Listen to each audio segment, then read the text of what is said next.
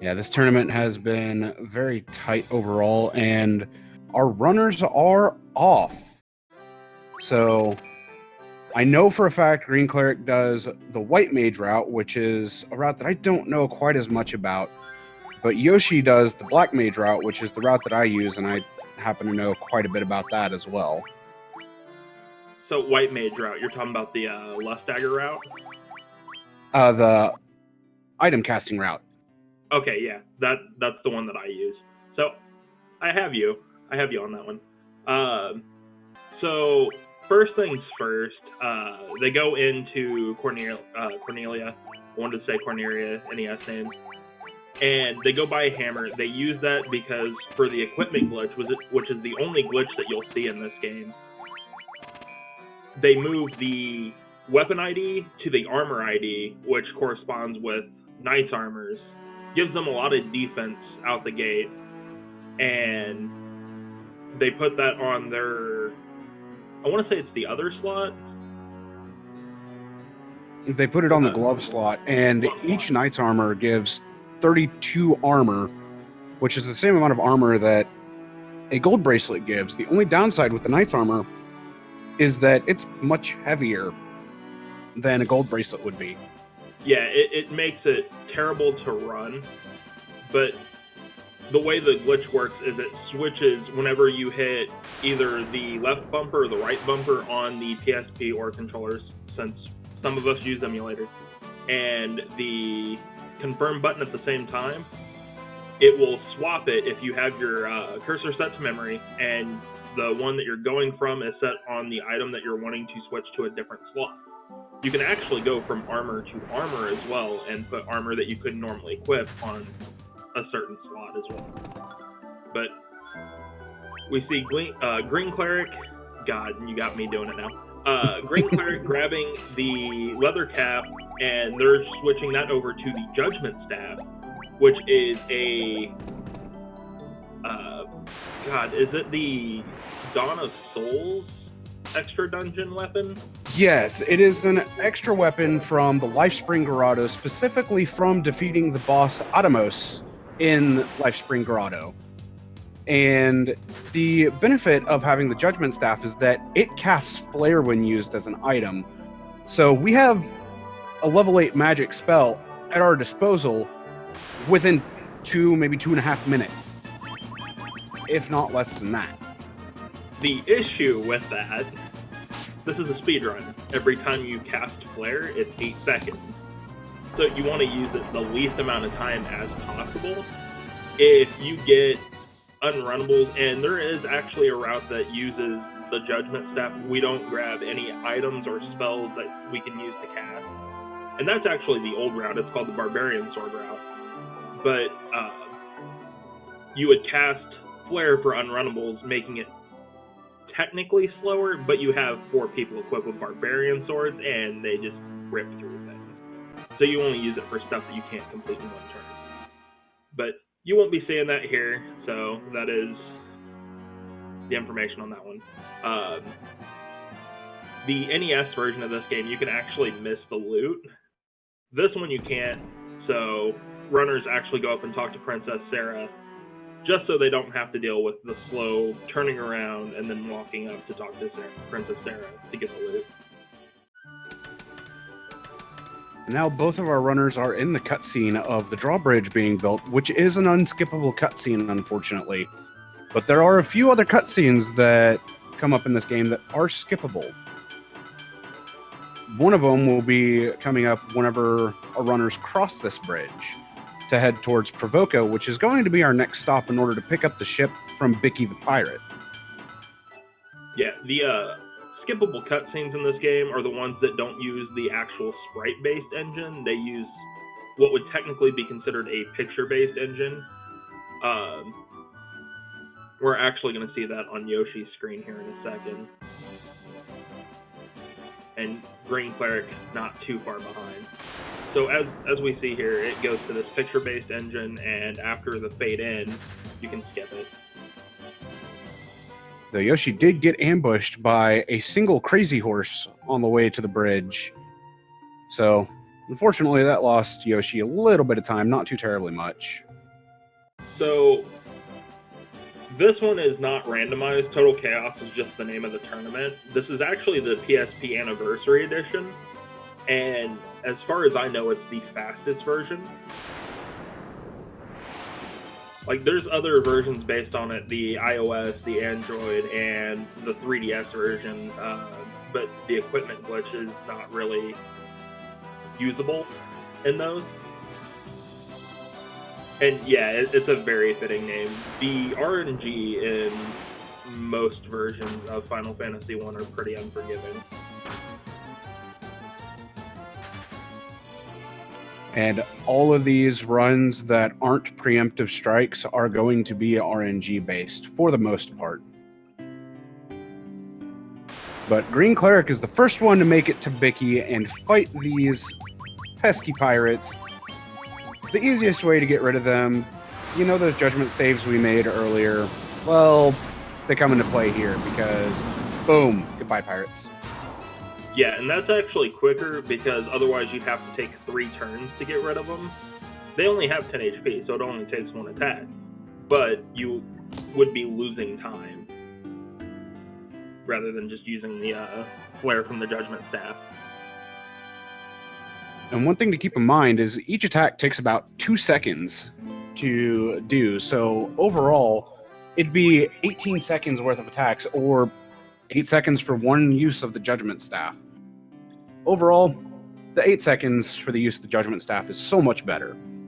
But Yoshi did their shopping before talking to Bicky, whereas Cleric did most of their shopping in Canaria, and now has the ship and is headed towards Elfland. Yeah, there is a bit of a difference. Like, most people can actually shop in Provoca. That's where you get ethers. And then there's actually some people that use the white mage route that would actually shop for the shield before fighting the pirates because there's one less NPC to get in your way.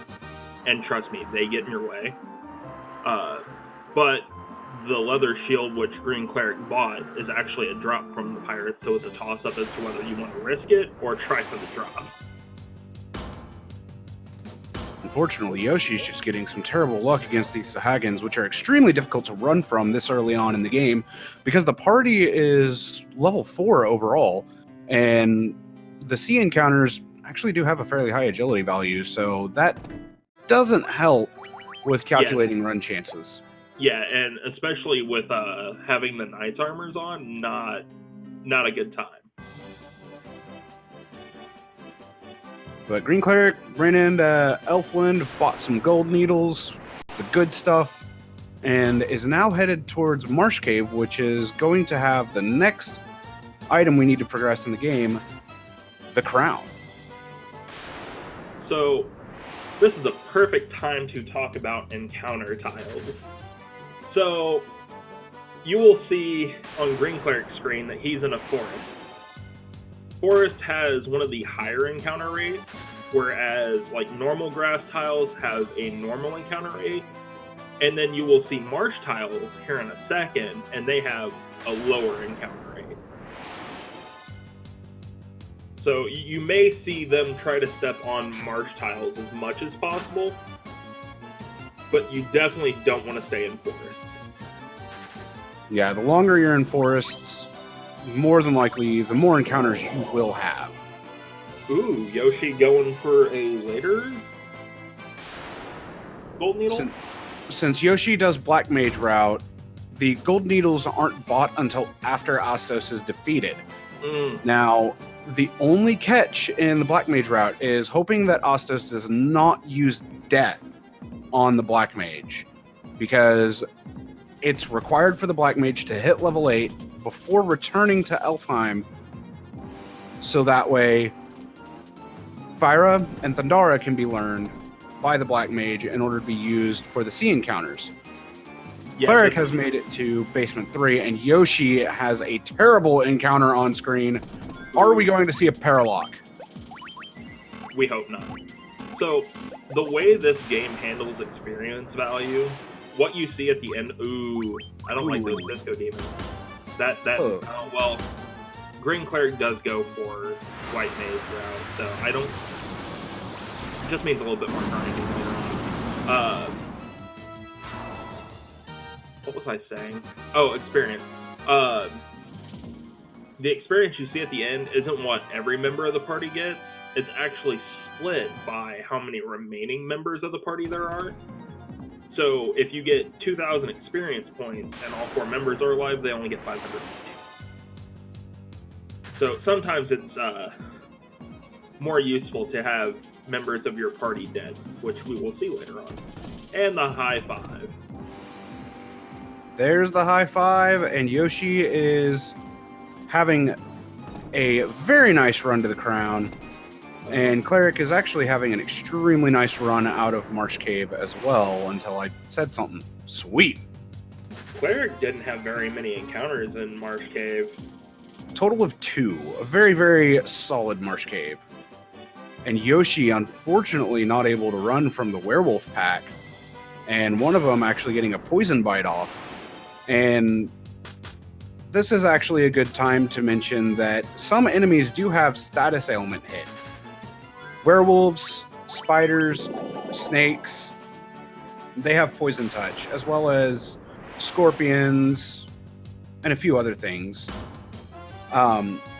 One you won't see hit as often are shadows with dark touch, but there is one encounter that is quite scary no matter where you are in the game because it has death touch, and we might see it later on.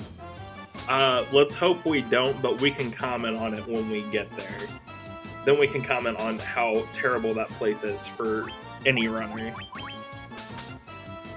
Oh no, Cleric might be looking at a paralock. Oh, going for flare. He gets it! This is giving Yoshi some good time to catch up, though. And Yoshi had a beautiful run out of Marsh Cave. Yeah, that counteracted a lot of that bad luck from earlier. The near paralock from earlier, as well as the failed run chances. And Cleric also not getting a very favorable encounter with the wolves and wargwolves. Okay, Toku, white mages are literally the bane of any enemy's existence. They're the real threat. There's no question. Black mages are. They're the ones that actually get Bane. Hey, stand and fire DPS higher. So yeah, the race is back close again, and this is the curse of Final Fantasy 1. No lead is safe until you beat King. At all. You can be 5 minutes behind and something can happen, RNG hit, lead switch. Yoshi getting death on the fighter. It missed. So Yoshi will more than likely have to take an extra encounter on the way to Elfland. And you will hear me switching back and forth between the NES and current names for the towns. So I do apologize on that. I play both this and the NES rando. I don't apologize for it. Yoshi is going to get level 8. I do think that's in part of the Sahagan encounter earlier on that I completely forgot about. Yeah. So for those that are new, we've talked about the differences in routes. There's no major difference other than what you buy for your party or what you collect. Other than that, like, there's no real variation in what they will do. They will pretty much do everything in the exact same order, except for maybe a stopover for a spell. I don't know Black Mage route.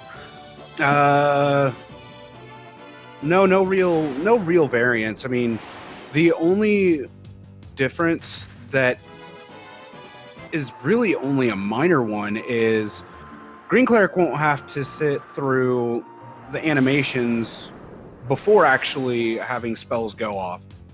GreenCleric will just be able to have the spells go off from items, whereas Yoshi will actually have the wave shoot out from the Black Mage, and then the spell actually hits. Well, there is also the other issue of if GreenCleric gets extra item drops, that messes up his positioning for his items that he uses. Trust me, it can happen. You hate to see it happen, but it can happen. That is true too. I did forget about that. But Yoshi getting Fyra as well as Thundara and picking up those gold needles. We're done in Elfland for now. Ethering up the Black Mage for that beautiful, beautiful Thundara casting. Whereas GreenCleric has made it to Matoya to return her crystal eye that was stolen by Ostos in order to get the herb. Oh wait, I mean the Jolt Tonic to awaken the Elf Prince. Matoya's cave theme is the best theme in all of Final Fantasy. Prove me wrong. I can't prove you wrong on that one, but overall, Chaos Shrine 2,000 years in the past, otherwise known as Sunken Shrine in the actual game soundtrack list. Which is weird. I mean, the first place you hear the actual Sunken Shrine music is Chaos Shrine, so they decided to name that Chaos Shrine. Fair, I guess, but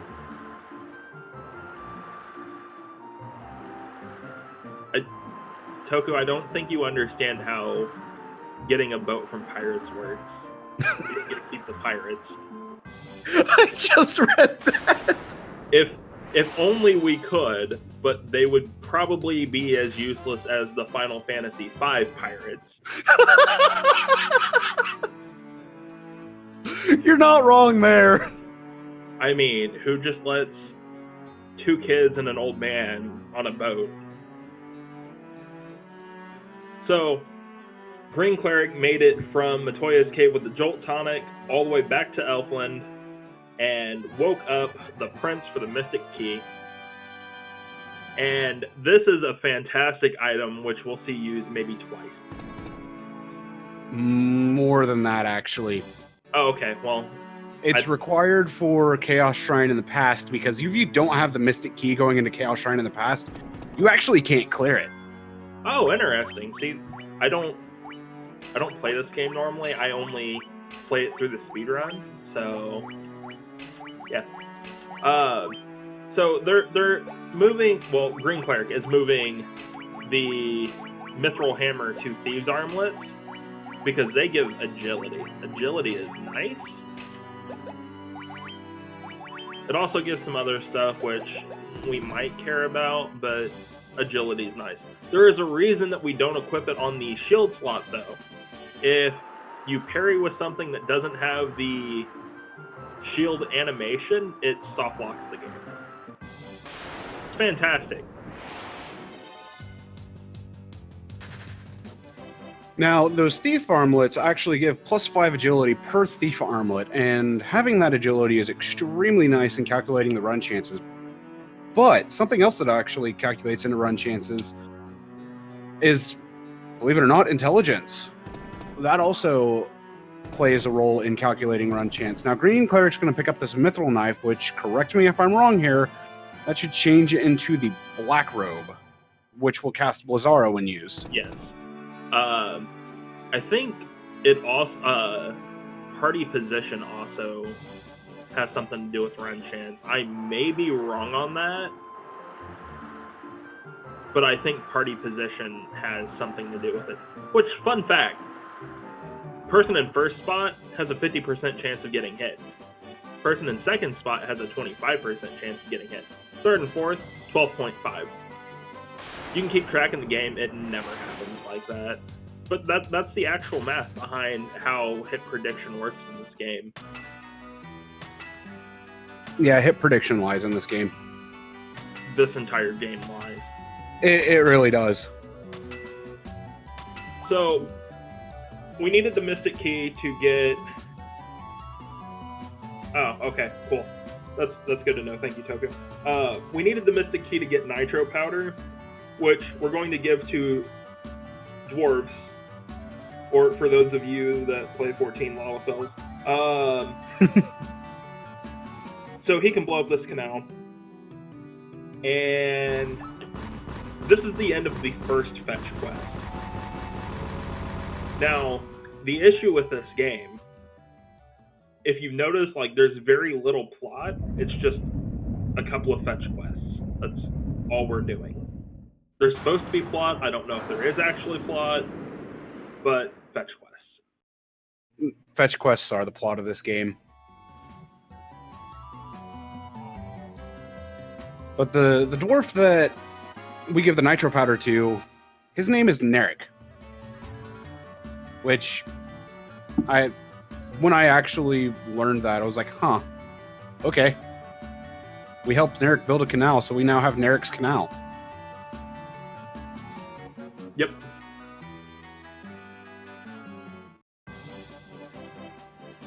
Good old Narek's Canal. Another high five. GreenCleric leaving Dwarf Cave. Yoshi hopefully entering Dwarf Cave very soon. So I want to state how I appreciate that simultaneous encounter and simultaneous run from encounter. You hardly ever see that, and it's fantastic. It was extremely nice. Ooh, overshot the canal.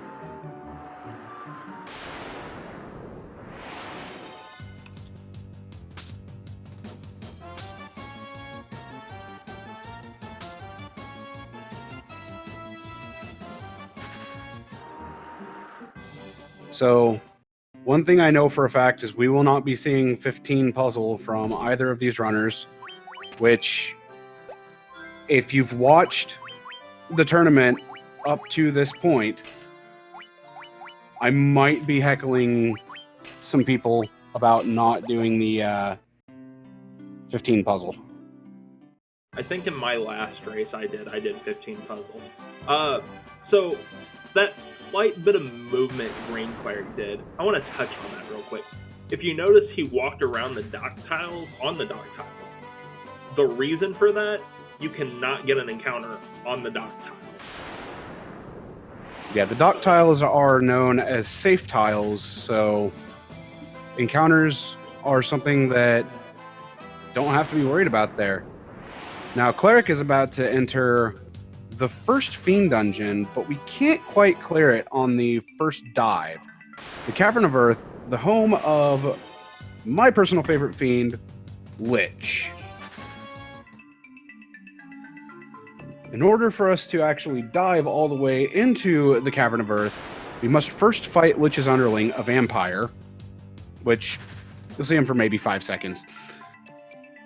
And vampires aren't strong. Not at all. And obtain a Star Ruby. Ooh, 7 Cobra ambush for GreenCleric. This will take a bit of time. Perfect opportunity for Yoshi to catch up. Yeah, this is a perfect opportunity to talk about what GreenCleric did and what Yoshi's fixing to do in Melmond. Grabbing a steel gauntlet, also selling Knight's Armory, very important, or steel gloves. That turns into the Barbarian Sword, which is undoubtedly the best weapon in the game. If the Excalibur was good in the NES version, the Barbarian Sword is way more powerful than it. Not only does it add attack, it also adds strength, which adds even more damage. Fantastic. It rips through enemies. Ooh. Oh no! Oof. This does not look good. This does not look good. Oh no! Cleric did safety save at the start of B3. Oh. But that is quite a bit of a setback. That hurt my soul to watch. This hurts my soul even more. That cut deep. That cut really deep. I've had that happen. It tilts you immensely. With the encounter that GreenCleric has now, after the round 1 full petrify, The game's just adding salt to the wound at this point. So, I feel like I've not talked enough yet about how bad the RNG in this game. No, you have not. If any of you want to bless RNG in chat, please do. Please do. And we will need bless RNGs later on in the run. Did you notice bat placement on GreenCleric's way through there? He may get that blocked. Yeah, and Yoshi's actually got a cockatrice encounter that 2 characters have failed to run from. So, this encounter for Yoshi is the reason why we get gold needles. But when it's a turn 1 ambush and they completely petrify your team, there's nothing you can do about it at all. It sucks. You hate to see it. It happens. You don't want it to. Well, this gives me another reason to hate Earth Cave even more. Also, Pisco Demons, still unrunnable. They're a normal encounter instead of a spike tile in front of the crown chest in Large Cave. Still unrunnable. They're also a normal encounter in another area of the game. Still unrunnable. Which is fantastic because the vampire comes back later, and if there's one of them, it's unrunnable. But if there's multiple in a group, you can run from it.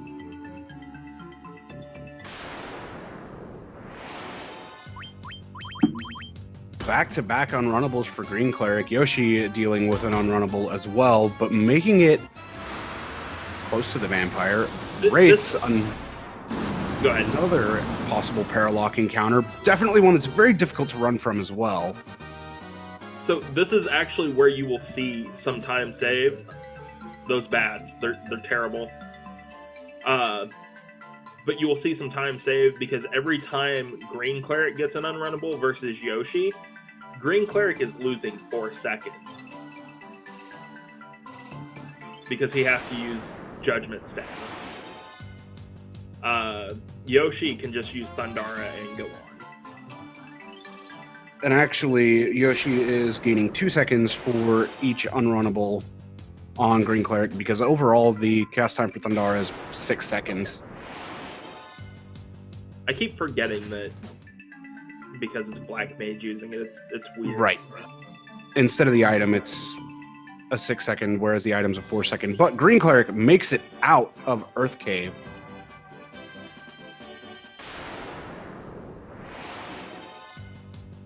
And see, Trenton, that is an extremely good point. Yeah, this is where emergency exit from the 15 puzzle comes in handy. Instead of making this trek back through Earth Cave, you can just use emergency exit and leave. That way you're in and out of Earth Cave in as little as 3.5 minutes, as long as 5 minutes. It depends upon your encounter luck. Yeah.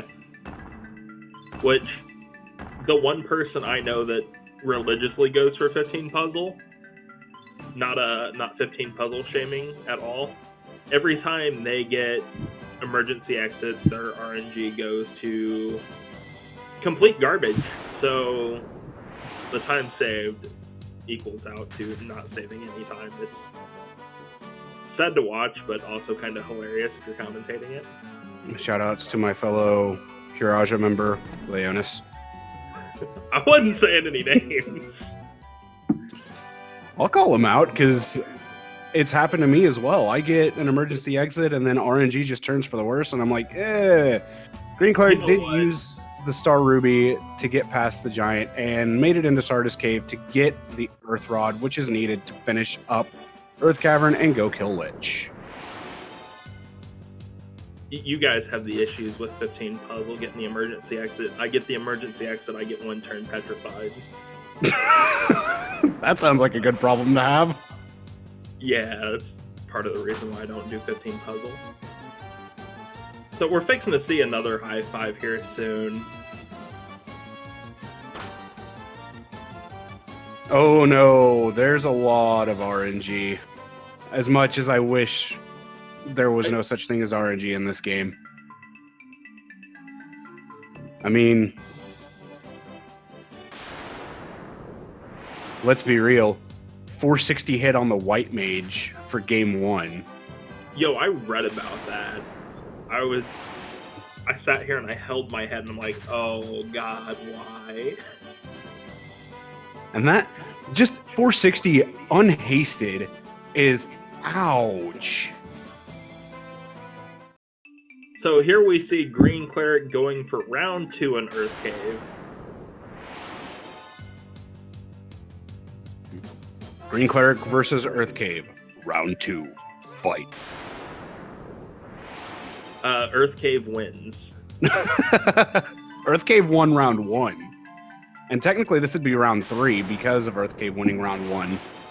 I mean, hey, when it goes to round 7, because Lich does Lich things and Blizzard is you,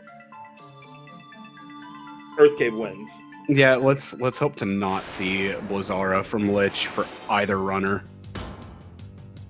I mean, hey, if it's anything like Total Chaos Tournament 3, let's see if we see it 5 times and break a record. That's true. I did watch that game of TCT3 where it happened 4 times. I felt so bad. I felt so bad when I seen that happen. Yoshi getting a bunch of Wargwolves here. And Cleric just easily walking through 5 Ochre Jellies, 3 Tarantulas. Ochre Jellies are not a very common encounter in Earth Cave. If I recall correctly, they should be on the 1 in 64 list. Yoshi just not having any luck running from these Wargwolves right now. So, for those of you wondering if this is a bad thing, the game can be nice at times. So while Yoshi is having bad luck now, and it's somewhat tilting bad luck, it can get better later on. The game can be nice. It's not a guarantee, but it can happen. And more often than not, that luck just comes back to bite you in Waterfall Cave, because Waterfall Cave is one of the areas that has the highest encounter rate, but we'll get to more on that later.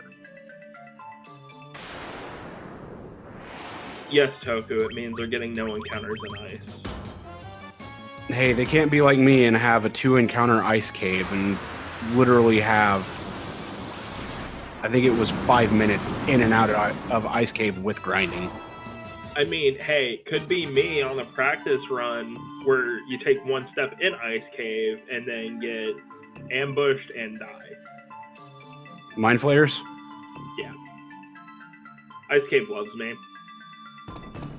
So GreenCleric is safety saving. This is for a good reason. As stated previously, Lich does Lich things, and Blizzard you. Let's hope to not see Lich things. As tilting as it's going to be, I'm going to be commentator's curse. I want to see some. Lich isn't going to do Lich things. Nope, Lich does not have. Well, actually, no. Cleric did not roll high enough to kill Lich in turn 1, so Lich could have done Lich things. But instead, Lich was like, nah, I'm going to play ball. I'm going to throw a melee attack out there. Everything's going to be good. And Yoshi's looking a little low there on that warrior health. That's fine. We don't need the warrior. They're just there for equipment glitching, and I'm not wrong. You're not. But the extra damage does help. Nah, man. Just full party of thieves. We'll be fine. Hey, this isn't all bosses. All thieves and a white mage. I mean, we still technically use the same party for all bosses, if I recall. It's not GBA, where we use monks. Or all bosses is fighter, thief, thief, white mage. Is it? Yes. Huh. But GreenCleric makes it through Lich, goes through the 30-second cutscene to open up the first extra dungeon, which is Earthgift Shrine, and is greeted by some shadows. Yoshi's looking to be about 2 minutes behind overall. Making a safety save just before Lich in case Lich does decide to do the Lich things, which I'm hoping no Lich things happen. No, I'm hoping Lich things happen.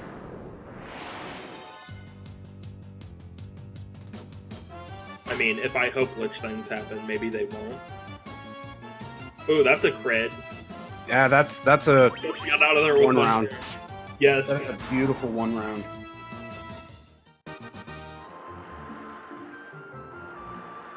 See, I like these cutscenes that come after you beat the boss. Perfect time to get a D&D session started. Obviously, you can play an entire session during this time. 30 seconds, roll a one off. Yeah, you could do that. Yeah.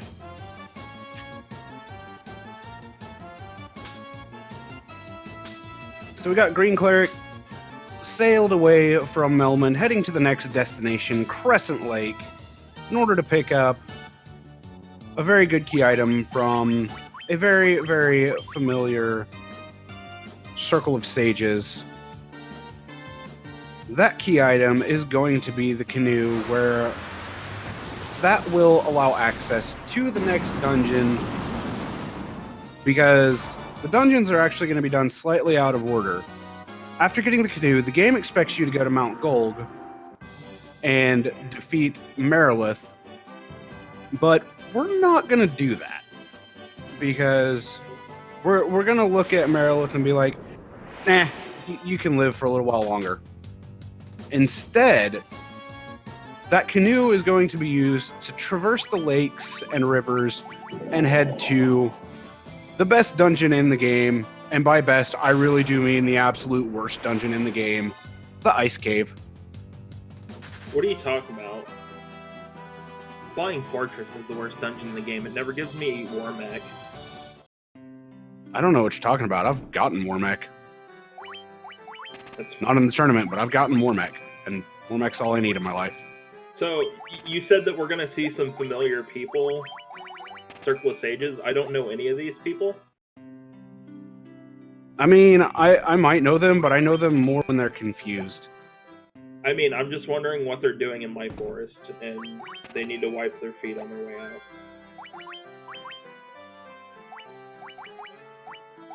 I mean, hey, Yoshi's catching up.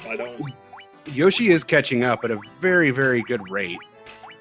Yeah. Yoshi's actually had some really good encounter luck after leaving Earth Cave. The sea was calm, and the walk to Crescent Lake was a very beautiful walk. Very low encounters overall. I mean, he did less throwing bait out in the sea than GreenCleric did. I didn't see a lot of Sahagin encounters there. Yeah, there weren't a lot of Sahagin encounters.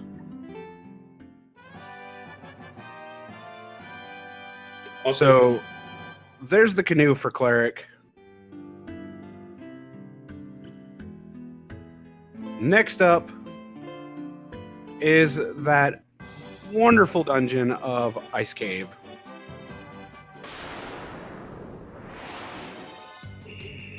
Oh, I just to poke the bear that is FF1. I have a barbarian sword. I am a barbarian sword. I mean, what? I will poke FF1 as much as possible. It'll still win, but I'll have fun doing it. FF1 always wins. So with the Black Garbs equipped now, that gives 10 agility per Black Garb, and the 2 Lust Daggers on the mages are an extra 20 agility. So the mages overall have plus 50 agi, and the thief has plus 30, but that unfortunate warrior is stuck with plus 15 due to no other character being able to use the mithril axe. That's fine. He's gonna die soon, so we don't have to worry about it. Spoilers. Nah, it's fine. So during the equipment glitching in Crescent Lake, GreenCleric did an extra one that Yoshi didn't, and that leather shield from earlier actually got used. GreenCleric made the black robe, so he has access to Blizzara. Yoshi will be getting Blizzara, but it won't be until after fighting Marilith. But both of these runners are just extremely close. Cleric getting the unfortunate ambush from a Neochu, throwing Yoshi into the lead for right now. Well, that was short-lived. So yeah, Or was it? All that time that Yoshi was behind, FF1 does FF1 things. Also, the safety save here. This At is the start of the dungeon. This is a huge point to safety save because there are multiple encounters here that can just instantly kill your party. So I need to make a mod for this game that changes Cavern of Ice to Cavern of Rage Quits. Just make it Cavern of Death. Might as well be. The 3 encounters, though, in Ice Cave that can cause a TPK in literally no time are Mind Flayers, Hey, Dark Wizard. Dark Wizards, and the 1 in 64, and sometimes 1 in 32, Ice Dragon. Double Dragons. They have a name. They're Double Drops pets. They are Double's pets. So, But I stole his dragons from him. perfect time to talk about. Oh, hey, look at that! Another preemptive. Oh, hey, look! White Dragon. Hey, White Dragon. I totally didn't say anything about this. Hey, look! Another White Dragon. Oh my gosh! I totally didn't say anything about this. So, perfect time to talk about preemptives and surprise attacks. Or ambushes, sorry. If you're ambushed, you have to sit there through it all. Preemptives, even if they're unrunnable, you can run from them. It's fantastic. You want preemptives, but this game is... Oh, hey, look, Pisco Demons.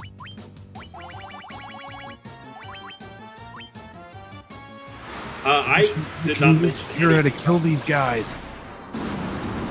Also, Kid entered the chat, so that's the reason why the runners are cursed now.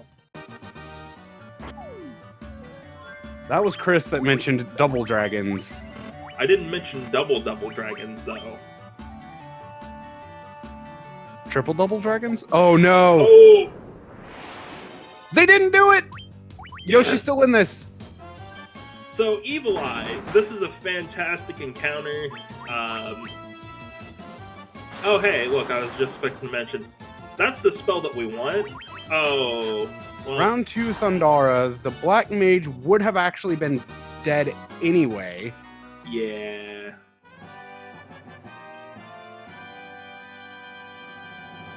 Cleric is ahead by about 20 seconds, but let's see what happens with Yoshi. Gaze goes out, Thief down. Gaze goes out. That's the paralysis gaze. Third round, nothing. Fourth round, nothing. Oh my gosh. Evil Eye, please. Fifth round, Thundara. So Yoshi is going to be behind by about 3 eyes. Here's where the equalizer comes in. The thing that we will be looking the most at, or at least I will, whenever they get through Ice Cave, they're Black Mage HP. Reason being, if they don't have to use a tonic later, fantastic. But And go ahead, Chris. Black Mage does Black Mage things and sometimes does not want to have good HP. Yeah, the Black Mage HP growth is very, very low more often than not. But Yoshi did just get a 27 on that HP growth. The magic number for the Black Mage HP in order to do tonicless on that is 250. Yeah, except for crits. I mean, the abilities can't crit and the spells can't really crit, so I mean, physicals can. they can. Now, Cleric has some fairly low Black Mage HP. Not the lowest that I've seen, but definitely pretty low. Oh, hey, his White Mage is already level 19. Due to that first Evil Eye. Yeah. So, the grind to level 19 will be shortened by quite a bit. And Yoshi just hit level 18 as well. Gonna go ahead and ether up the Black Mage, because the White Mage doesn't need any MP just yet. At least not until after it becomes a White Wizard. The race is actually going quite well, Moff. Cleric had a pretty commanding lead, and then due to some poor RNG, Yoshi was able to catch up. And now we're here in Ice Cave. It's a rather ice place.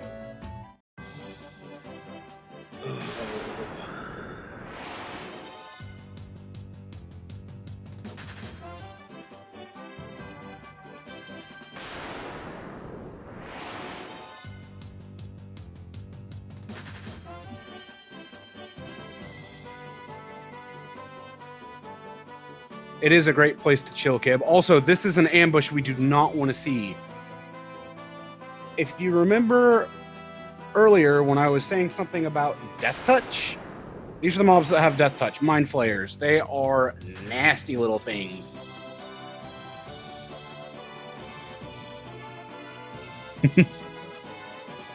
You know you love the bad puns. Yeah, when I make them. So, GreenCleric, after, well, both of them, after having got the floater or lava stone, depending on which version you want to use the names for, they're going to go get the airship. Now, the fun part about the airship, you don't get any encounters. The bad part about the airship is there's nowhere to park it. Kib, stop! I can't stop laughing.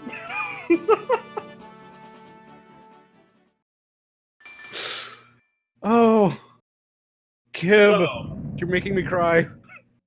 So they're going after a rare delicacy in this world. Turns out, what's the one type of enemy you have not seen in this game so far? A rat.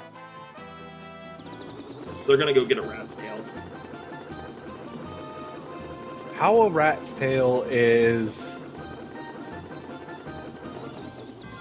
you know, a sign of courage and valor and all that is beyond me. Have you seen Raccoon City? You're not wrong there. So, like I said, the airship's great. There's no place to park it. So you have to traverse forest, desert, more forest, oh hey, sandworm. Hi, Sandworm. 1 in 32 encounter. Marsh tiles, a river, more forest, just to get where you're going. And then you have to make the trek all the way back to it. So yeah, airship's great. I try not to. They're bitey, and I don't like things that bite me.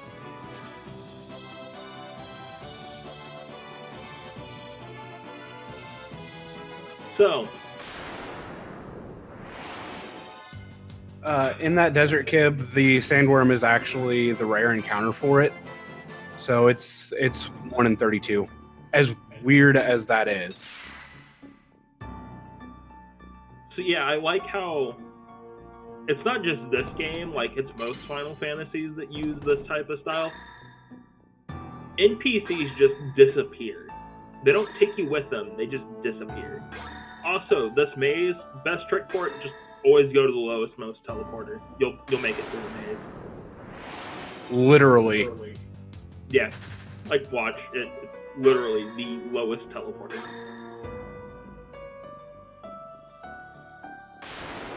And even with this one, this is actually a 4-way split that Cleric's in, even while getting this unrunnable.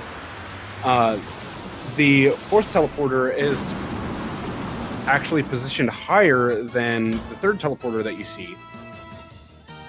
didn't get the 1 round on the minnow zombies.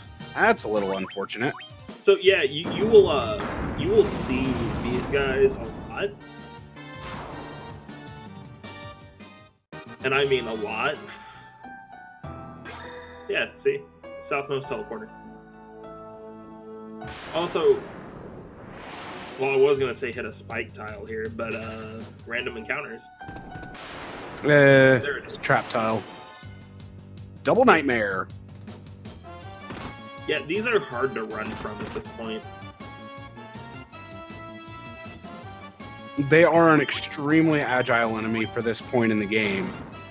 And I mean, hey, 4 legs versus 2. yeah. Enough said there. I see a very, very big lack of Popatos in that statement, Toku. Oh, hey, look, ambush. With a snort. Yeah. With 2 snorts.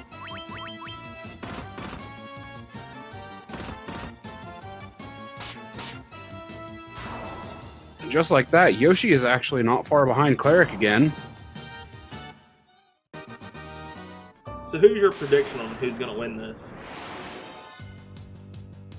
Are you really sure you want me to say that? I mean, my answer is Final Fantasy 1. Okay, good. We have the same answer.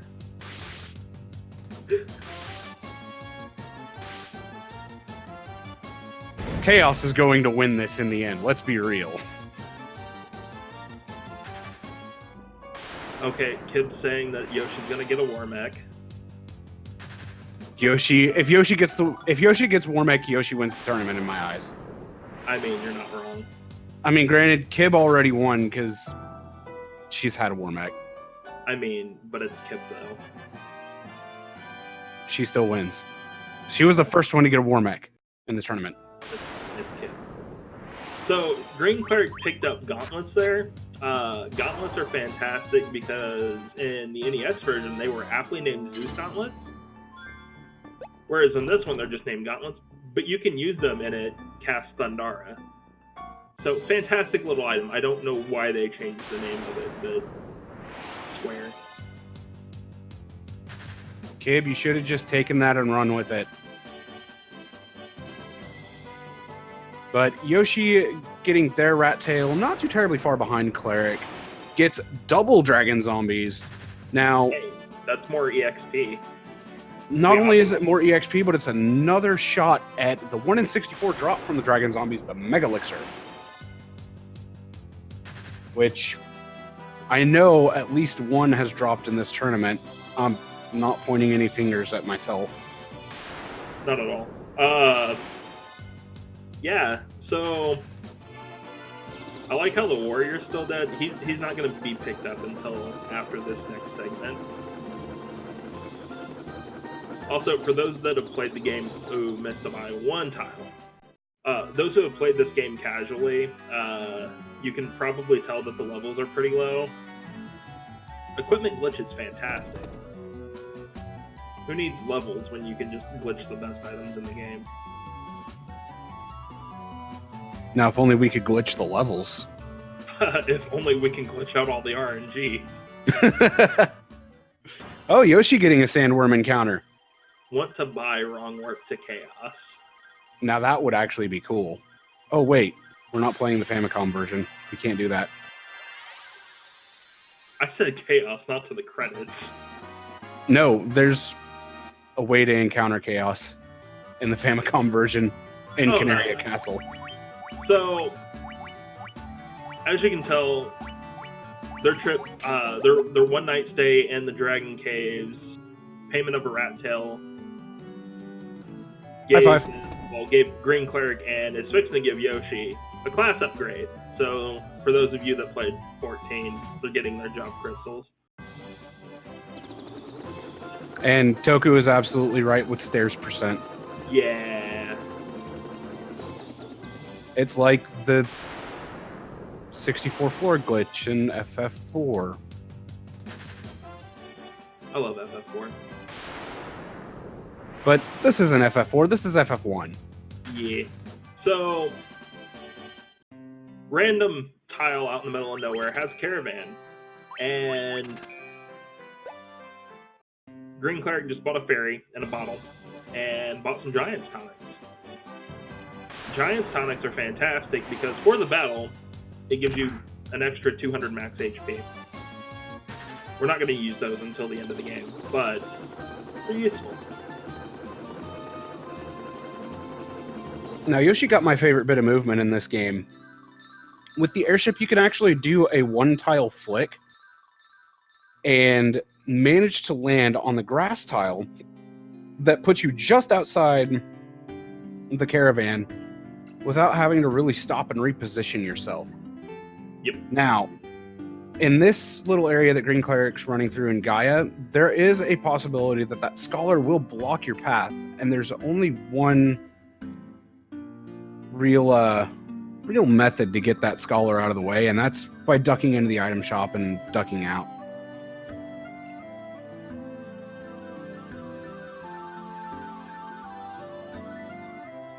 It's a fairy in a bottle, not a genie in a bottle. Even though the genie would technically be in a lamp, though even still, that's a form of a bottle. So this fairy dives down to the bottom of the lake in Gaia and grabs Oxyale, water that provides air, question mark. Yeah. FF1 logic. It's an actual thing scuba divers use. Yeah, even still. Yeah. So, Mountain Gold, it's a wondrous place where you will see probably the least amount of encounters if Final Fantasy 1 is Final Fantasy 1, which it always is. If you're on lava, you take damage, but you can't get an encounter. So, they're going to stand on lava a lot. Yeah, the goal is to run on as many lava tiles as possible to mitigate encounters from coming up.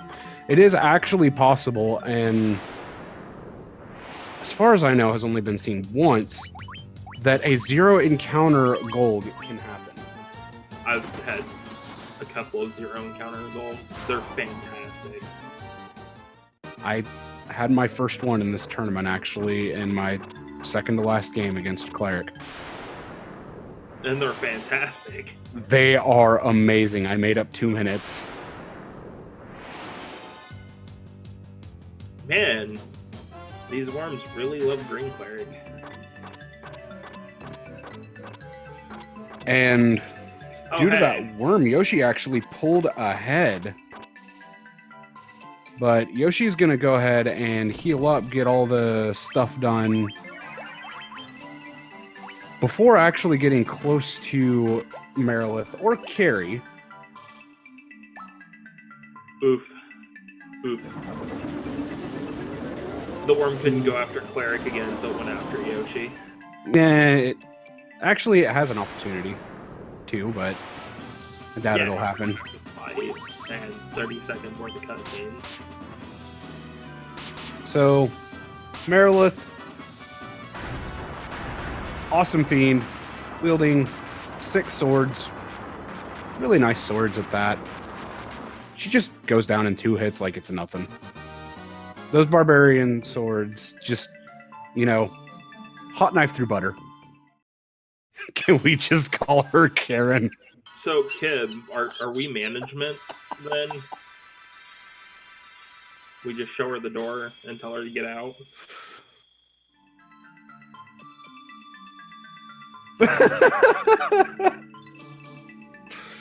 So, this is actually really close right now, and the next dungeon that they're going to be going to is one that has a pretty decent amount of unrunnables. It can definitely swing things either way. The next stop, after buying some spells, is the Sunken Shrine, or the Sea Shrine. But first, spells are going to be bought. Cleric will buy Haste, Heal Aura, and Teleport. Level 19 was required on the mages for Teleport and Heal Aura for the White Wizard and Black Wizard respectively. Whereas Haste doesn't have as high of a level requirement, but it is possible for the ninja to learn haste at level 15. And neither runner got level 15 for haste. So, or the water cave. Thanks, Trenton. I just want to say haste in this game is not like haste in the other games. So, haste normally increases the amount of turns that you get, mostly in the active time battle system one. But in this game, it just increases the amount of hits you get. And on the ninja, who already has high agility and gets to smack the crap out of things, it's fantastic. It's a flat double on your number of hits. So more than likely, at the very end of the game, the ninja will have 14 hits against chaos, whereas the knight will have 10 to 12. Yoshi having a beautiful walk to Onrak. And Teleport, as well as Hilara, are both going to come into play very, very shortly. But both Yoshi and Cleric are about to enter the Sunken Shrine, Sea Cave, Water Dungeon. Nobody likes an underwater dungeon. That has 3 different unrunnable encounters. One is Sahagan Prince and Sahagan Chiefs. One is an encounter of ghosts. Oh, hey, there's one of them right there. And then the last one, which is the most uncommon one, would be water elementals.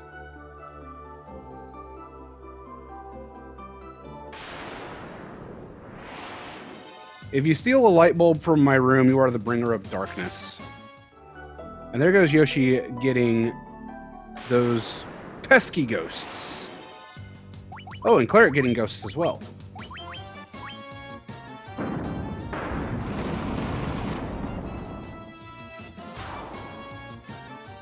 More ghosts for Yoshi.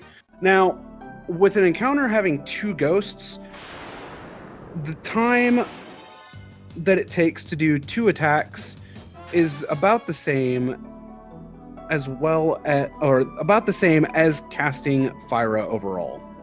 Might be a little bit faster. I actually haven't timed that myself. But Cleric has made it into the 5th floor, which I affectionately call the mermaid floor,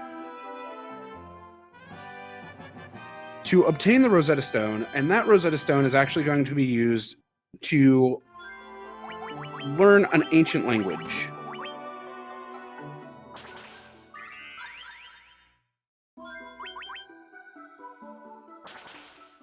Ancient language, you mean sign language? I mean Lupa Lupa language. I mean, it's mostly sign language. With how it's taught, yeah. Yeah. Yoshi does need the Ghostbusters.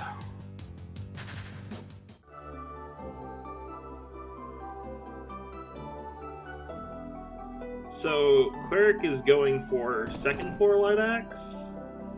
See if Yoshi's going for 4th floor. Woo.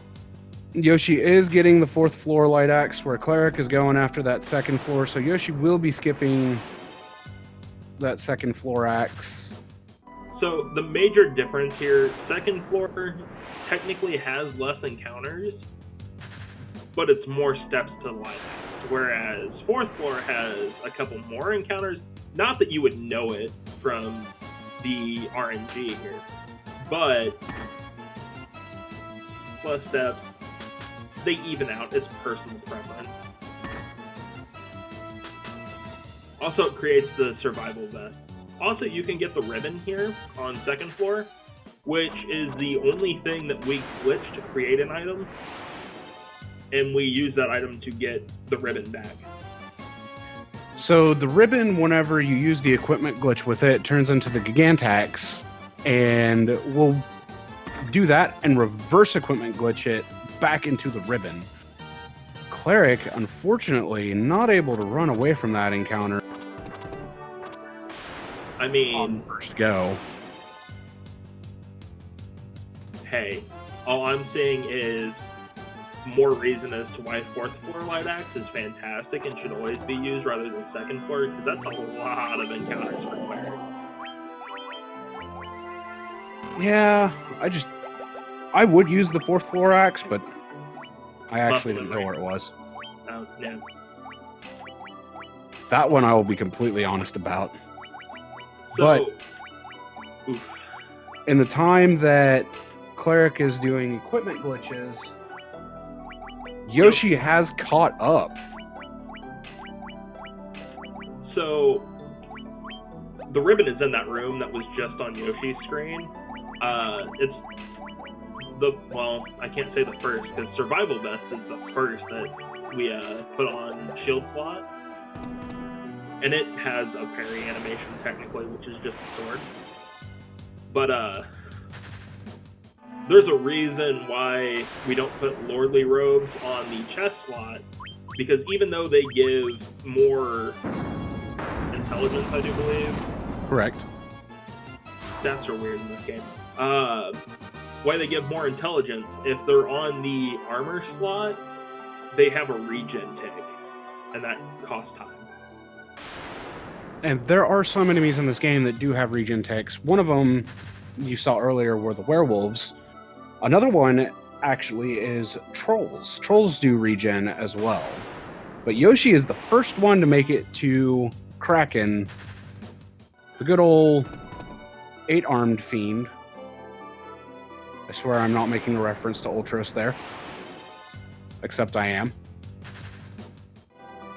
And hot knife through butter. Straight through. That's true. Warmech does regen. I forget that because we don't see it in the NES version. The most dapper of the fiends. So Yoshi, after being behind for quite a bit, having a lead for a very short time, is now back in the lead, ready to head back to good old Melman to go talk to Dr. Un and learn the sign language that is known as Lefanish. So I just want to give a shout out to Yoshi, because like it's 2 a.m. Yeah, definite shout outs to Yoshi for being a trooper, doing the race at 2 a.m. his time.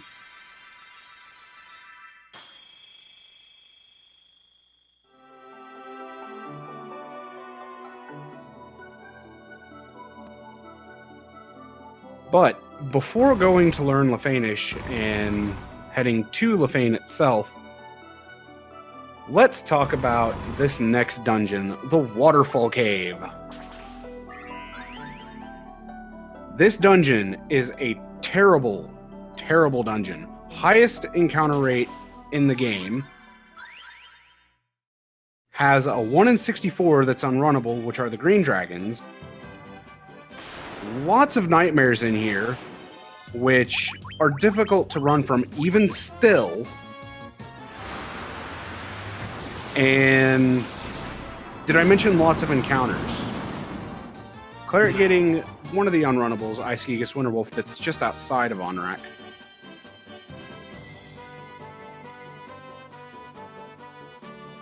I also clearly never learned Lufenian Gib. No, I learned Lefanish, not Lufenian. Hey, bats. Key. They're fantastic. Hey, there's the 1 in 64 green dragon. So yeah, the fun part about this game, I didn't really touch on it earlier. Any sprite-based creature, they're all on the same level as you. So literally everything can fly. Yoshi, getting the God Bot. Just stand right there at the door, ready to go, ready to give Yoshi that cube. And here comes that double duped ribbon. Yeah, we use the knight for that simply because of the fact that it makes it so much easier to put the barbarian sword back on. Now, you may have seen the survival vest equipped on the shield slot of Cleric's Black Mage, which Chris noted has a defending effect of a sword being swung. The ribbon is the exact same.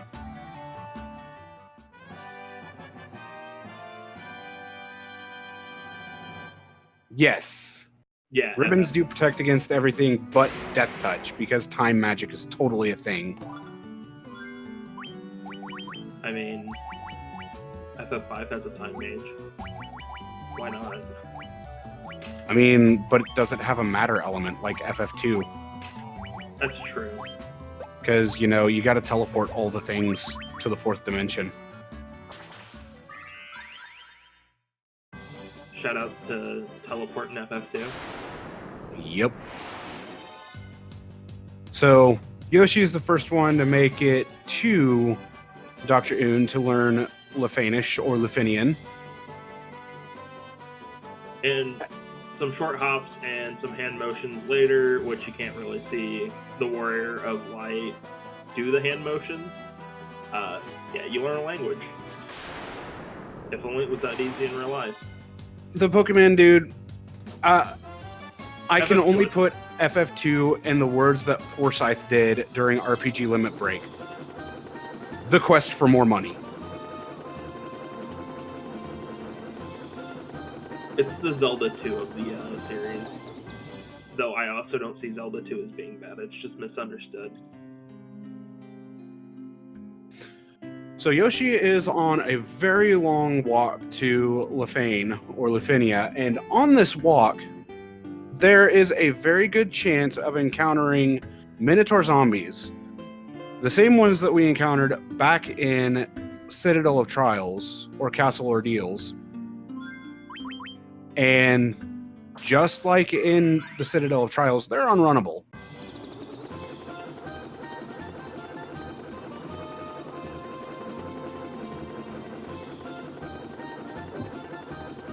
So, I recommend people pick up this game as their first speed game because it's fairly easy to learn. For anybody.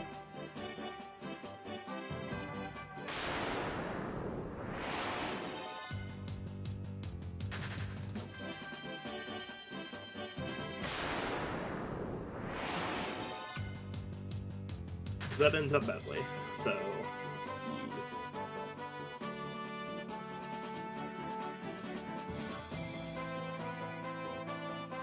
Well, my commentary stream died there for a moment, but I got it back online, and in that time that it died, Yoshi did get the chime, and Cleric has been running towards Lefane. Yoshi getting some more Minotaur zombies.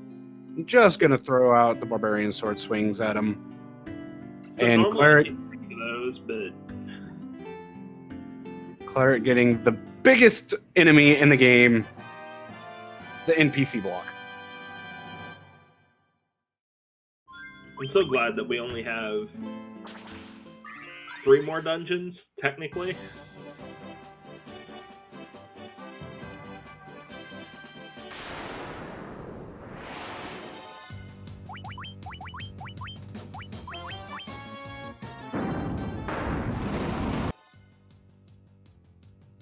So, there aren't very many dungeons left in this run, but the ones that are left are they're fairly nasty. Mirage Tower, pretty quick and straightforward. Flying Fortress, somewhat quick and straightforward. And then Chaos Shrine. I'm not even going to say words about Chaos Shrine. Just Chaos Shrine. It has the best enemy. It's called the Purple Worm, and I wish Leo was here. It's got the best music in the game.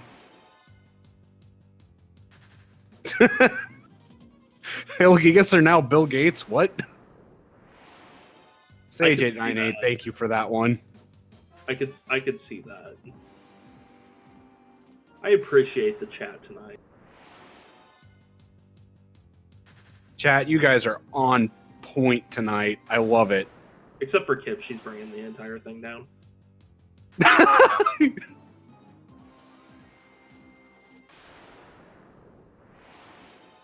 Is there something we should know about you and Kib?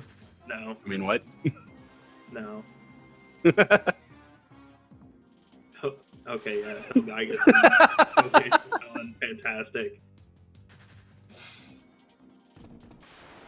Also, Blue Dragon. Yes. So, Blue Dragons are a 1 in 64 encounter in Mirage 2 and 3, and they're unrunnable as well. Hey, you all are on Twitch.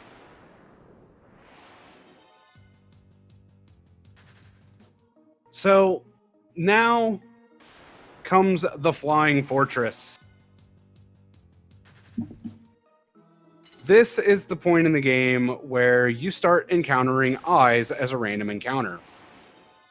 And the evil eyes are unrunnable. Like they were back in the ice cave. But there's also a very special encounter that we've mentioned quite a few times throughout this. And that is the Warmech encounter. So, chat, get your Bless RNGs out. We want to see a Warmech encounter tonight. Also, shout out to GreenCleric having that air elemental. It's the only elemental that, even by itself, is runnable. Every other elemental by itself is unrunnable. All right, here we go. Bridge of Destiny for Yoshi. Are we going to see Warmech, or is he getting a hero run? Yoshi gets a hero run. Yoshi gets a hero run. I mean, hey, still has to walk out. But fourth floor Flying Fortress, it's a fantastic map. If you look at it in an image editor or whatnot, it actually loops in every direction. So you can get lost here if you don't know where you're going. But it's just two pathways in one direction, turn 90 degrees, and then go two pathways in that direction, and you're at the teleporter. Yoshi getting a low 117 Tiamat kill. Definitely a solid time for Tiamat. Going to be the first one done with all four of the Fiends and going through the final cutscene that opens up the technically second to last extra dungeon, Whisperwind Cove. So every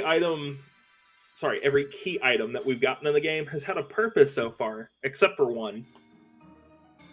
The loot. Yoshi loot. I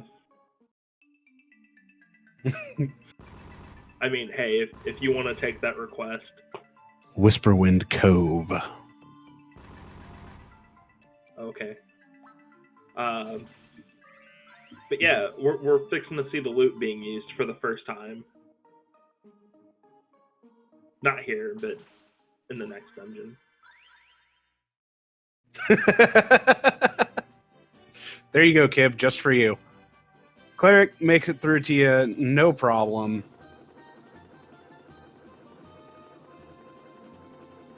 Oddly enough, one of the two deities I actually choose all the time in D&D. So yeah, you guys remember this place from the start of the game? We're back. Wait, what? We visited this place? Yeah, it's where Garland threatened to knock us all down. Man, wasn't that like an hour and 16 minutes ago or something like that? Maybe an hour and 17 minutes ago? Roughly about then. Also, these bats that go Kiki, after you learn Lufenian, they actually talk to you, and they say stuff.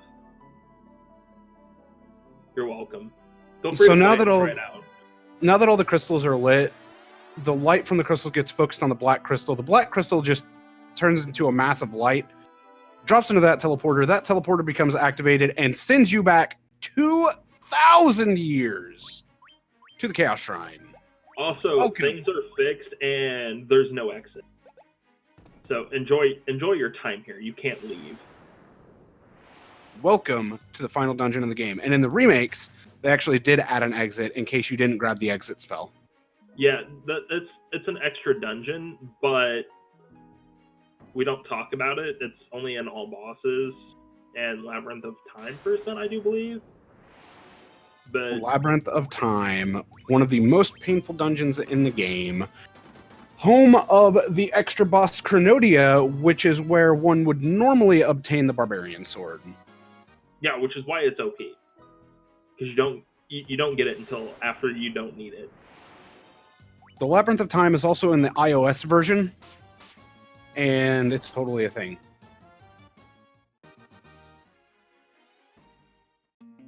So Yoshi hey, made some good time to the loot, or to the tile that needs the loot. I was about to say, hit it, Chris. yo, you know I got that on lockdown. I have my looting mode. I actually do not know if the iOS version has equipment swap yet, because I don't have DualShock 4. The Android version doesn't. The 3DS version, which is Japanese only, doesn't. I've already tested that one. But with iOS 13, hey, Purple Worm, iOS 13, it allows you to have a Bluetooth controller connected, and I don't have a device that has iOS 13, and I don't think anybody in the Final Fantasy 1 Discord has an iOS device that has iOS 13. I don't know. I'm checking right now. Do you have an iOS device with iOS 13? It has to be newer than a 6. And iOS 13.1. Oh, there you go. You can try it sometime. I'll have to go over to a friend's house and use his DS4, but That's fine. But I don't think it does, because the fact that it was released like 3 years after the PSP version, and the glitch in the PSP version was found in, I think, 2010. That's when the first like thing popped up on GameFAQs for it. So I don't think it does. I personally don't, but we don't know yet. so Yoshi has made it through probably the most dangerous part of Chaos Shrine, no problem. Hardly any white dragons, really no massive butt-clenching encounters, to be completely honest. That's probably the best way I can phrase it. Yeah. Well, technically, Equipment Glitch is in the GBA version, but it's name only. It doesn't really affect it, as far as I know. So Yoshi ended up healing up because of this right here. Lich can open up with Flare. Yeah, and the equipment fixes itself. Though GBA is still technically a popular run for this.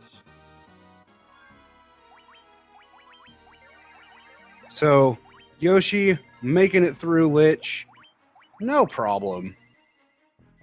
Gonna go ahead and ether up the mages again, while Cleric, unfortunately, on the floor of unrunnables, as I tend to call the second floor, because it really has the highest chance of unrunnables in the game.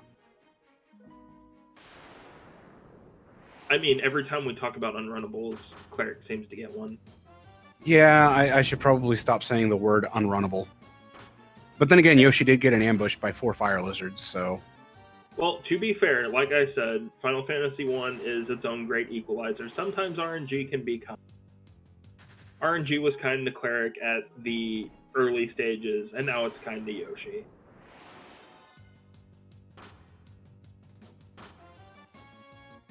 Though being kind is also subjective, it's just being less worse. Yeah. There is no Yoshi making it to carry 2, Marilith 2. Insert actual name that you want for her here, too. Whereas Cleric making it to Lich 1. Lich 2.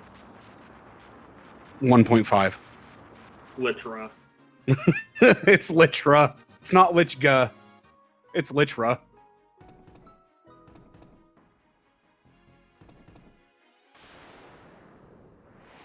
Oh, opening up with Flare again. I mean, hey, Lich is just out here nuking every. I like the 2 HP difference between black mages, though. That's kind of fun. No. Nuke is NES version. This is Flare. Nah, it's still a nuke because things keep dying. But Nuke has a static damage, or somewhat static damage roll from 100 to 400, whereas Flare can go over 400 with relative ease.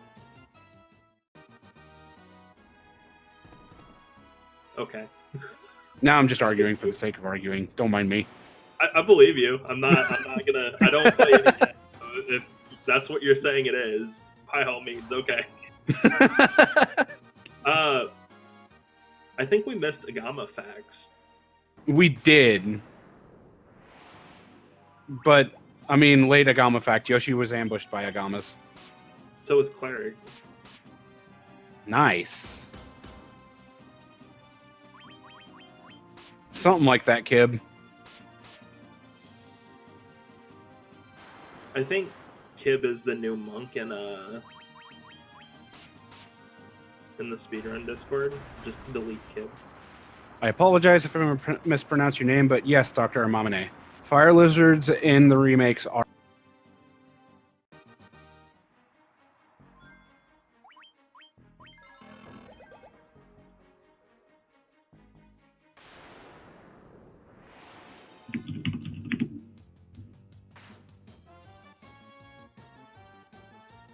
So GreenCleric working on finishing up the nice, beautiful seafloor.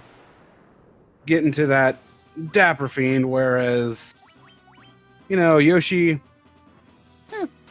seeing the best dragon of all dragons. Because screw you, Bahamut. You're a lesser dragon now. We got Tiamat. Oh, Thundara into poison gas. That ninja is just barely hanging on. Delete ninja. Control Alt Delete ninja. I mean, the only way they could have gotten out of that faster is if ninja had trick attack.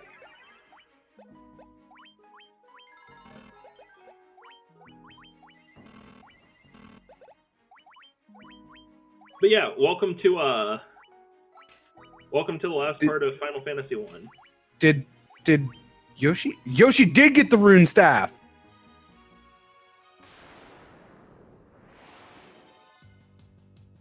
Okay, someone explain to me what the rune staff does, because I don't. So the rune staff, when used as an item, casts Hilara. Oh, it's 1%? It is a 1% drop off of Tia 2. Nice. See, I don't pay attention to that. I just go in and smack things with barbarian swords. That's the second rune staff drop I've seen. But Yoshi has made it to the man, the myth, the legend, the monster, Chaos. So, yeah, just because Yoshi's at the final boss, it's not done yet. Anything can happen.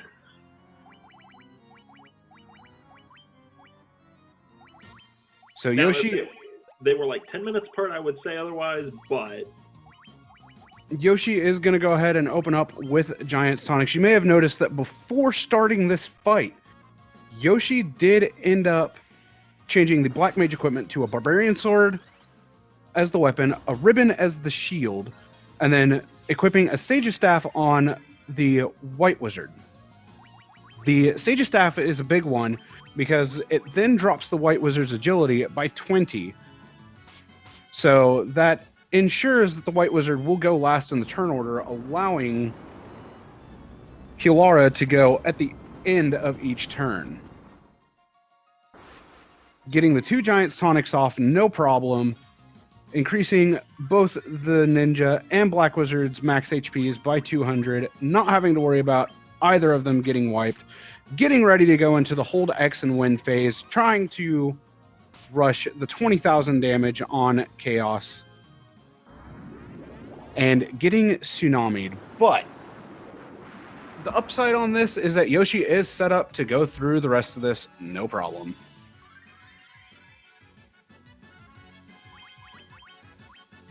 Chaos won't have the time to turbo haste flare, especially considering the crits that Yoshi's continuing to get, because that was 4,300 damage just in one turn.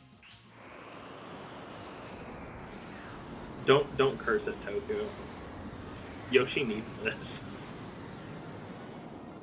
So Cleric actually having over 300 HP on the ninja does not need to worry about using a Giant's Tonic on the ninja, can just go ahead and attack and start dealing damage.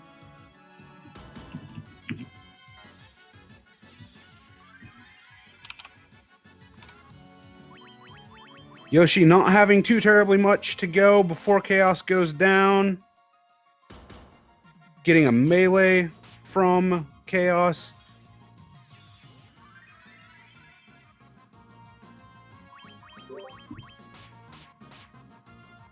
And there's the final hit. Get your GGs out for YoshiKyon, finishing with an official SRL time of 1 hour, 30 minutes, 56 seconds.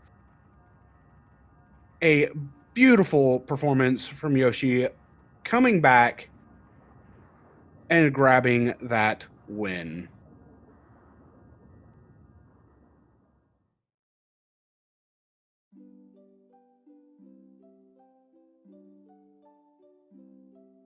Ooh, that ninja's getting dangerously low HP wise on Cleric's screen.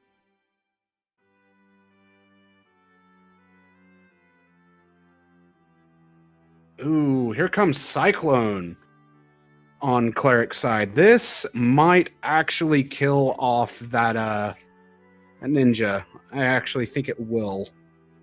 I think it yeah. Yep. Ooh, Ninja that's the main is damage face too. Ninja is face first on the ground. That is no bueno. Slowra going out on the night. This is bad.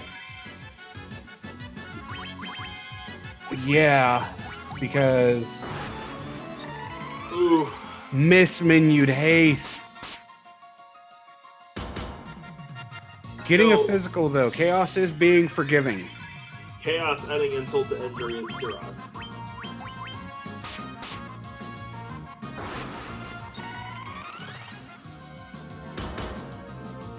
Getting more physicals, so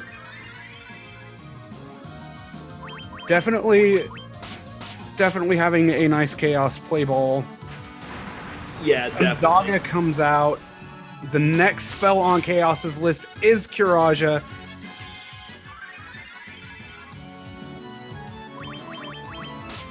Though this should kill him. There he goes. So we are joined by Yoshi. How is that come from behind victory? I have no idea what just happened. So I was watching both streams up until about Earth Cave, and then I was just like, I was mad because by the time I'd got the crown, I was already a minute and a half behind my average splits. And I was never ahead of my average. I never got better than my average, but apparently my late game was just good enough to somehow claw it back. I feel bad for that one, honestly. I mean, like I said to you in SRL, after you said 2 a.m. races were a mistake and you were already tilted, just calm down. You were going to be fine. Yeah, I think that was around the point where I had to close. I closed the restream because I was like, this is just a distraction at this point. It's just making me more mad. So I didn't see anything that happened from that was during Lich, I think. Also, welcome GreenCleric. Yeah, hi. So I want to say I'm sorry for commenting in IRC. I know I hate it when other people do it, and as soon as I did it, I was like, I shouldn't have done that. So sorry if that was a distraction or anything. Why was that though? What? I always compare to my average, and I was a minute and a half behind my average by the time I got the crown. Okay, but And I had the restream open, and I was like, I think I was about 2 minutes behind at Lich. It was bad by that point. Yoshi was behind all the way up until about halfway through Sunken Shrine around Light Axe. yeah, because I noticed, because the only time I checked was, well, the first time was at Lich, and I was looking going, this is the biggest lead anyone's had in this tournament, in this final so far, but I was looking going, that's even with the Earth Cave that I had, which was brutal, then Ice Cave, getting to Ice Cave was brutal, Sunken Shrine was brutal because I just had scorpions and snakes just following me wherever I went, and they didn't want to let me run. That whole run was brutal. Mine was pretty much was brutal. Mine was pretty much the other way around. Like I say, I was a minute and a half behind going. Like my Marsh Cave was only one encounter. Like it wasn't Marsh Cave itself that did anything. I was a minute and a half behind going into Marsh Cave, and there was maybe one fight in that section where I think I could have done something differently, and the rest of it was just tons of encounters, ambushes, things like that. So yeah, and one thing to notice is that I wasn't, because like I said, I saw what you said in IRC, but it wasn't so much I was on tilt, but I was like, this run is going horribly. I do want to finish it because I know what can happen at the end, because we've seen that the first two races. Mhm. And I'm going, so what is everybody saying? I used haste on a purple worm battle. I double hasted someone at one point. I hasted my dead ninja during chaos. oh no. No, it was So bad for that. Yeah, that one was a painful one to see, though. The other thing that was painful was you getting petrified round one Earth Cave. oh, that was brilliant. That was amazing. I seen that, and that hurt me like to my core. And then the salt in the wound, the near paralock right after. And somehow I had a 2-minute lead after all that. My Earth Cave itself wasn't terrible. Like I had a few close calls. And I say close calls because I knew I was behind, so I didn't save until Lich. But it was just it was everything up to that for me that was the problem. I think getting to Garland, I had 3 encounters before I hit the first forest, and I'm like, I've hit Garland with 3 encounters before. This is crazy. I had 3 Sahuagin encounters on the way to Marsh Cave, or 3 sea encounters. One was a shark, and then 2 Sahuagins, which I spent 2 turns trying to run, and then just gave up and judgment staffed them. And I think I had more encounters getting from the start of the game to Marsh Cave than I did from entering Mirage Tower to the end of the game.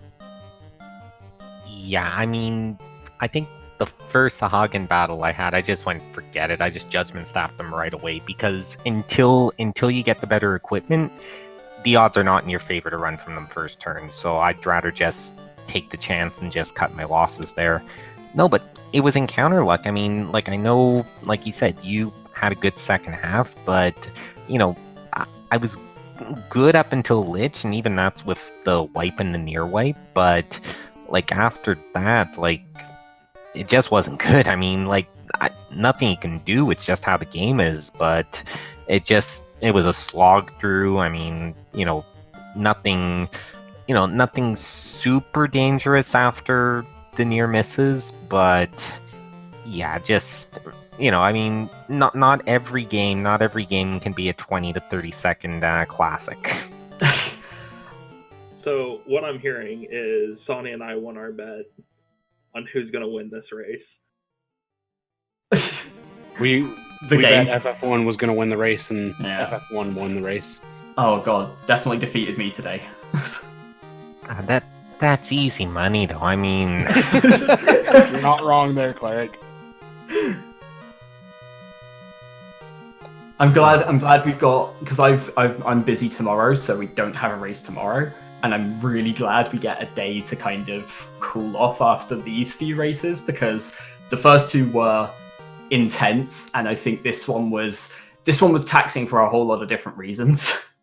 No, this race was the game saying, okay, so you guys think that this is easy, that you're just going to be putting up 127s, 128s like it's no problem? No.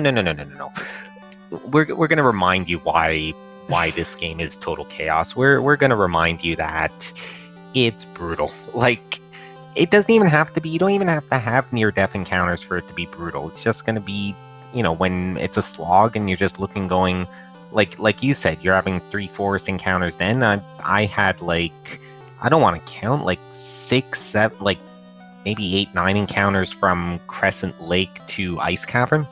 It was bad. Oh, Wow. wow. It was terrible. You made up a lot of time on that. That was your first big time makeup there, just because that was just insane. You guys were And plus, in Ice Cave. yeah, actually, Ice Cave, the only thing in Ice Cave was basically seeing a white dragon right away and saying, okay, I'm just going to kill this. I'm not going to take any chances. And of course, I did it went exactly first. the same. Yeah, you guys got Ice Dragons First, but it punched. at the same time. Oh, no, actually, I'm looking now. My Ice Cave was actually pretty good. I gained 30 seconds back there, and then lost a minute to Citadel. Yeah, me too. So that was a wash. But yeah, this was, I don't know. I don't feel I could have really done anything differently. Certainly nothing to make up that time gap. So it is what it is. Pressure's on me. Played fantastically. Just Final Fantasy 1 doing Final Fantasy 1 things. Yeah. Yeah. Oh, yeah. I feel really bad complaining about a race that I somehow went on to win. The start of my run was really bad, and then the second half was pretty average. And it sounds like that's the right way around to have it. I'd rather have the start be bad and the rest be good than the other way around. All I'll say is whatever happens in Game 4, whether I win or lose, if I can just make it through one chaos fight with all 4 of my party members still up at the end, I will. This is the first chaos fight in these finals where I've used a tonic. Yeah, you've had some good luck with that. My chaos fights have played nice. Yeah, like I say, I'll take the good end game over the good early game any day. Well, I tonic Black Mage, but I didn't tonic Ninja because I'm looking going, okay, over 300, I'll take it. And of course, we go Blaze, Tsunami, Cyclone.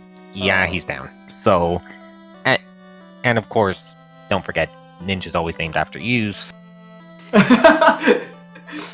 You were the hero in my race last night, and you were the GOAT tonight. So. Oh, jeez. Well, with Game 4 on the horizon, definitely not tomorrow, maybe Friday, Saturday, or Sunday. How are you both feeling going into it? Yoshi, I'll start with you. These races have shown that pretty much anything can happen here. This race apparently was back and forth to extremes. The other 2 races have been back and forth every dungeon someone else has taken a lead. So each race as it comes, I guess.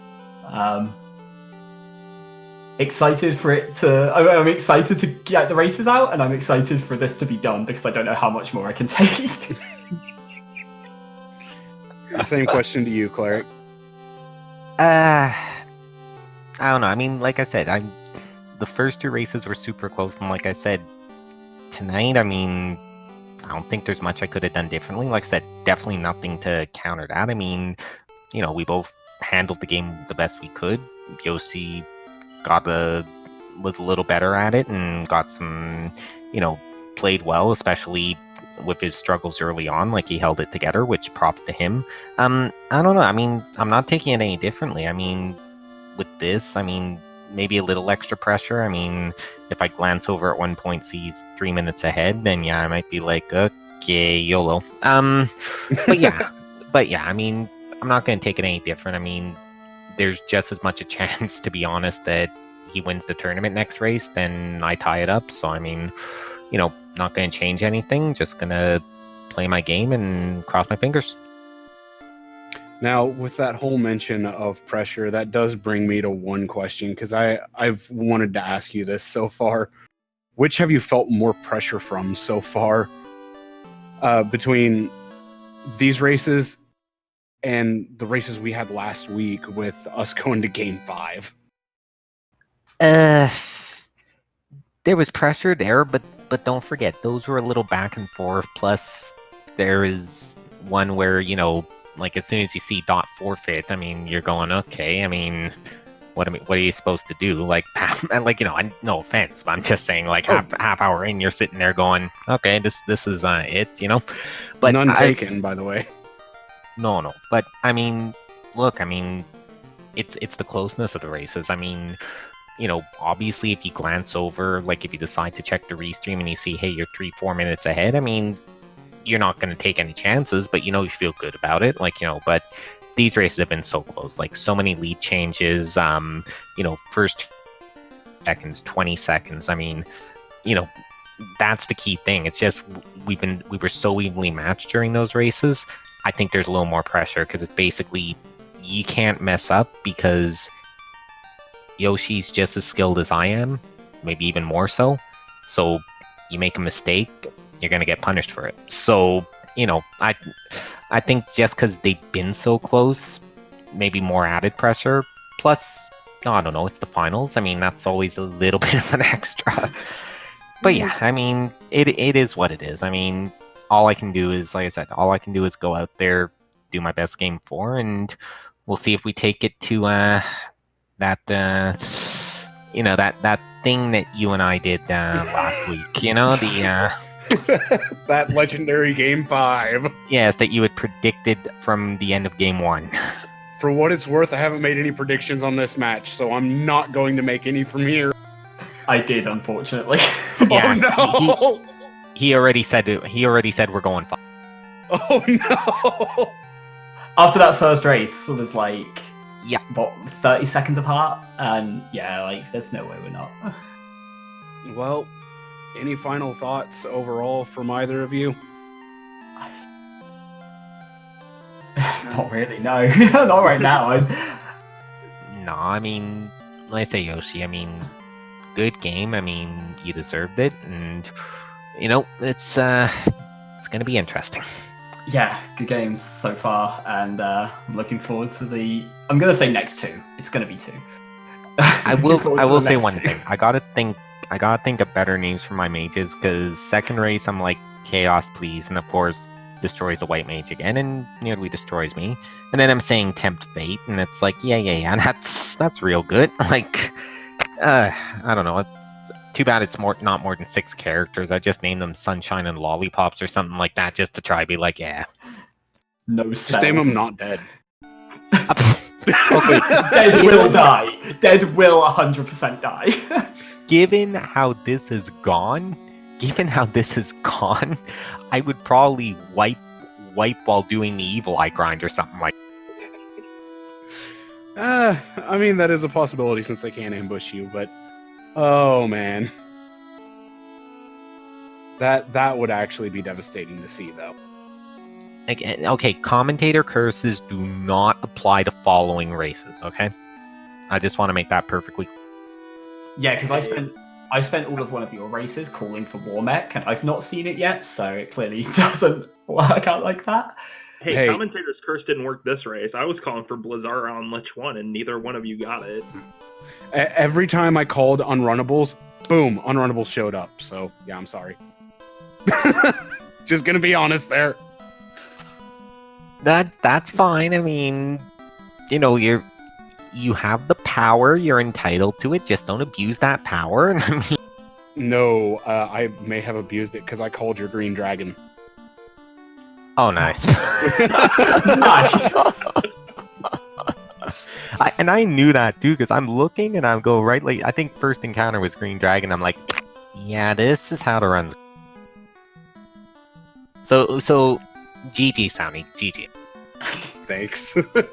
Hey, I can't run in the tournament anymore, so I gotta at least do something. Well, true. I mean, and thanks to both of you for stepping in and commenting tonight. Look forward to hearing back from it. I think you both will enjoy it. But with that, I think it's about time for us to wrap up. The series right now is 2-1 in Yoshi's favor. Will Yoshi get victory in Game 4, making the finals a 3-1, or will there be a Game 5? Be sure to stay tuned.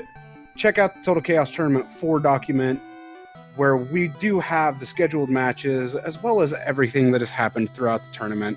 Be sure to join the Discord for the FF1 and FF2 speedrunning. Also, give these two runners a follow. Give my fellow commentator, Chris, a follow. Give the Speed Gaming family of networks a follow. And follow, sorry. And a big thank you to the Speed Gaming Network for letting us have this tournament on their channels. It's been a blast so far, but we still have a potential 2 games left before this tournament wraps up. Thank you all for watching. Be sure to keep your eye out for games 4 and 5 being scheduled. And until then, we'll see you next time. Take it easy. Have a great evening.